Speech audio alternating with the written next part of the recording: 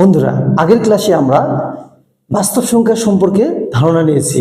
ঠিক আছে, এই বাস্তব সংখ্যা থেকে এখন কিন্তু আমরা দুটো সংখ্যার সেট আলাদা করব।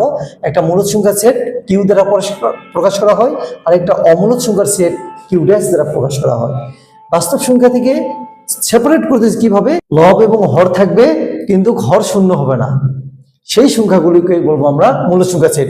অর্থাৎ এর মধ্যে এখন বিস্তারিত ব্যাখ্যাগুলো এখান থেকে জ্ঞান দিচ্ছি। কি সকল পূর্ণ সংখ্যার সেট, এই যে সকল পূর্ণ সংখ্যা, স্বাভাবিক সংখ্যা, মৌলিক যৌগিক, তারপর কি আছে সকল ভগ্নাংশ দশমিক সংখ্যা, সকল এই উপরে লিখেছি আমরা সকল ভগ্নাংশ এবং সকল দশমিক সংখ্যা, পুনঃপুনিক আবৃত, অনাবৃত ছিল এই অনাবৃত বাদ যাবে শুধুমাত্র, ঠিক আছে, পুনঃপুনিক আবৃত থাকবে।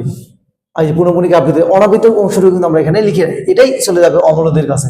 তারপরে কি এখন পূর্ণবর্গ সংখ্যা কোনগুলোকে বলতেছি আমরা, যে রুটের ভিতরে যদি 16 হয় তাহলে 4 4 16 হয়, 4 এর উপর স্কয়ার হয়, 4 রুট আর স্কয়ার কেটে যায়, তাহলে 4 থাকলো, তাই না?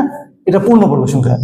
আবার পূর্ণ ঘন সংখ্যা যদি হয়, দেখা গেল কিউব, এখানে আছে 8, আমরা জানি 8 এর পূর্ণ ঘন কত, 2 এর উপর কিউব, এই কিউব আর কিউব রুট কেটে যায়, থাকলো কত আমাদের 2।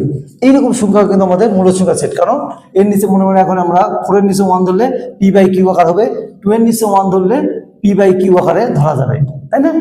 এই কারণে সকল পূর্ণবর্গ পূর্ণ ঘন সংখ্যাও আমাদের মূলদ সংখ্যা হবে, পূর্ণ ঘন হতে হবে। কিন্তু অমূলদ সংখ্যা সেট হবে কি পি বাই কিউ আকারে লেখা যায় না।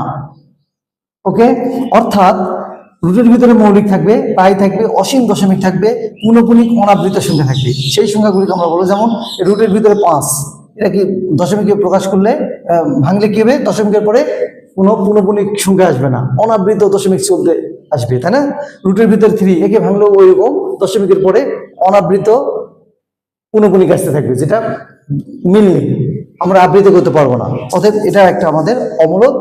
আবার পায়ের মান জানি 22/7, এটার মান কত পাবো 3.14 মিলবে না, এটা কখনো দশমিকের পরে পুনঃপুনিক আসবে না, অনাবৃত আসবে, তাই পাইও আমাদের একটা অমূলদ সংখ্যা। আবার বলা হচ্ছে পূর্ণ ঘন নয়, রুটের ভিতরে ঢুকছে কিন্তু পূর্ণ ঘন নয়, সেই সংখ্যাগুলো যেমন 17 পূর্ণবর্গ বা পূর্ণ ঘন নয়, তাই না? এগুলো আবার কিন্তু অমূলদ হয়ে যাবে। পূর্ণ ঘন আর পূর্ণ বর্গ হলে তো সেটা মূলদই হয়ে যেত, এই কারণে এই সংখ্যাগুলো আমাদের অমূলদ সংখ্যা। বন্ধুরা, ক্লাসটি কেমন লাগলো? নিশ্চয়ই ভালো লেগেছে। তাহলে কমেন্টসে একটু সবাই যদি লাইক এবং কমেন্টস করেন তাহলে খুশি হব। ধন্যবাদ সবাইকে।